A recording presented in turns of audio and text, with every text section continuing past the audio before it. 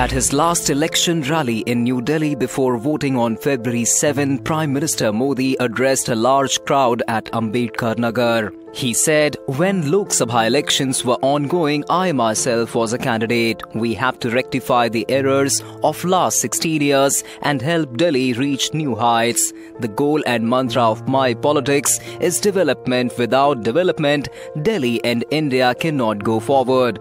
When the election results are out, under Kiran Bedi's leadership, we will kickstart our mission of making Delhi a world-class city, he added.